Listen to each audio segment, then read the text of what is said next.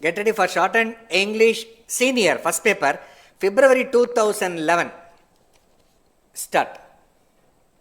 Mr. Deputy Speaker, Sir, the address of the Governor has received praise from the government benches and criticism from the opposition benches. I would like to make a few observations on the address. We expected that in the address there would be a mention of the policy and program of work which the government proposed to carry out during the ensuing year. I am sorry that the address is silent on the matter. However, there is one thing which is interesting, and that is the desire on the part of the ministers to get useful suggestions from honorable members of this house. I find that since yesterday members have been making useful suggestions, but I do not know if the honorable ministers concerned are present here to take note of the suggestions, perhaps with the exception of a few like the Minister for Local Administration and the Finance Minister. I know the Finance Minister is present for the purpose of taking notes so that he may be able to answer any criticisms that may be made against the government. But he may not be taking note of the suggestions made by the honorable members for implementation at a later stage. There are two words in the governor's address, namely welfare administration. Welfare administration means the existence of a welfare state. It is the desire of everyone that a democratic welfare state should be established. It means that there will be peace and plenty, that there will be no unemployment, that illiteracy will be eradicated, that the government will take care of the old and the infirm, and that the amenities which are now enjoyed by only a few rich people will be made available even to the common man. I think that this is the ideal for which we are now striving. The question now arises as to what steps the government have taken to establish a welfare state.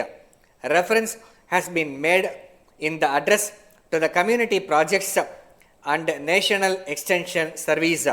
In this connection, I would submit that the result of these schemes depends largely on the capacity of the people to contribute to the works which are undertaken by the government. If we go into this matter, we will find that the capacity of the common man in this regard is nil. So, if we are asked whether the schemes have been a success with reference to the common man, we can only say no. It is said that the advantage that may be gained by these schemes goes only to the richer classes of people, and that the common man is not able to get anything because he is not in a position to contribute money to the carrying out of the work under these schemes. Then I would suggest that the salvation of our country lies in the formation of cooperative units. As we know, the majority of the people belong to the poor classes. So, it is these people who must be helped by the government by starting cooperative firms, and the persons must be made to realize that they have got a share in these firms. It is only then that the interests of the poor persons will be safeguarded. In this respect, we expect that the government will bring in agrarian reforms, but no mention is made in the address about agrarian reforms. There is a large disparity between the salary of government servants and the salary of those in the private sector.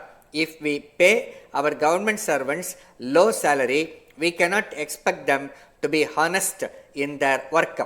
Letter from the zonal manager, New India Insurance Company, Kolkata to Thiru Subramaniam, Kolkata. Dear Sir, we are in receipt of your letter of the 10th instant.